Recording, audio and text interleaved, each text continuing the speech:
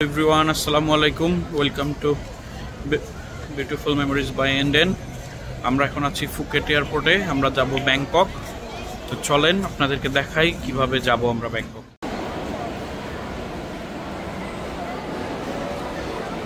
এটা হচ্ছে Phuket domestic terminal, Phuket international এয়ারপোর্টের। এটার ফুড কোর্ট হচ্ছে 3 তলায়। বার্গার কিং, ম্যাকডোনাল্ডস, কাবাব, অনেক কিছু আছে, সবই আছে। আর নিচে হচ্ছে চেকিং, এই যে ডোমেস্টিক টার্মিনাল। এই যে এইখানে আমরা সিকিউরিটি চেক করে ভিতরে ঢুকলাম। ভিতরে ফুড কোর্ট আছে, টুকটাক সুভেনিয়ার শপ আছে। ডোমেস্টিকটা খুব বড় না, ছোট, কিন্তু অনেক দেশের ইন্টারন্যাশনালের থেকে বেশি সুন্দর। লেডি বয়,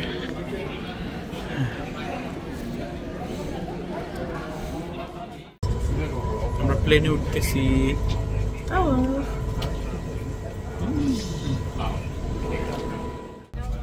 আমরা প্লেনে উঠে গেছি। অনেক বড় এয়ারক্রাফট। আওয়াজ খুব দুষ্টামি করতেছে, শুধু এইটা ধরতেছে, সেটা ধরতেছে, টানাটানি করতেছে। কই যাও, খুব মজা আছে।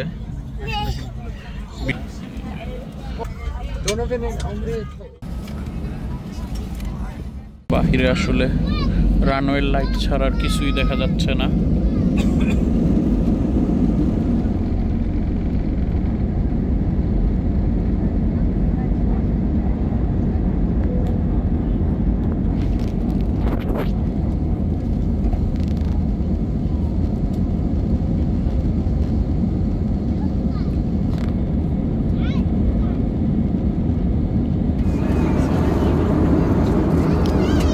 অ্যাপেল পাই ছিল, আর একটা পানির বোতল, আর টিস্যু। এই হচ্ছে খাবার।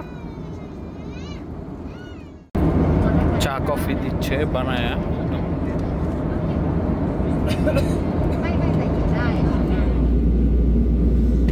আলো ঝলমলে ব্যাংকক শহর।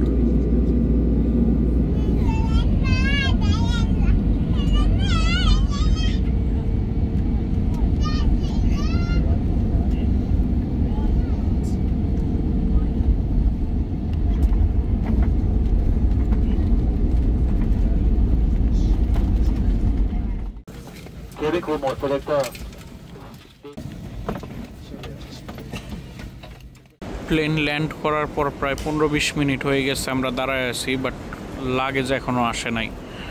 সবাই খালি আমাদের দেশটার ভুলটাই ধরেন। থাইল্যান্ডের এয়ারপোর্ট সুবর্ণভূমি, তারপরও 15 থেকে 20 মিনিট হয়ে গেছে লাগেজের জন্য দাঁড়ায় আছি। লাগেজের কোনো খবরই নাই।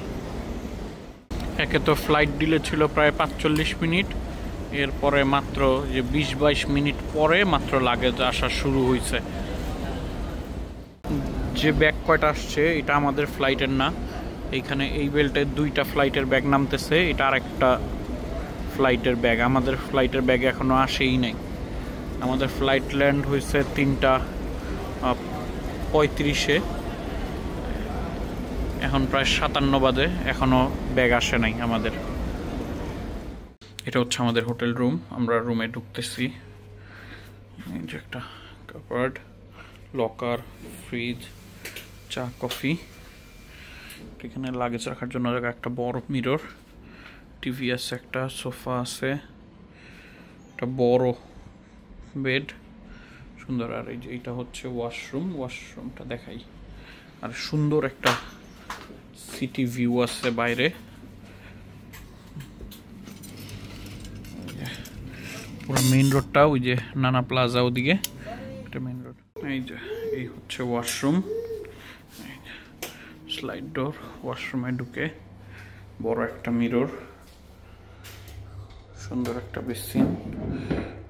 এটা ওঠার মতো সিস্টেম। এটা শাওয়ারের জায়গা।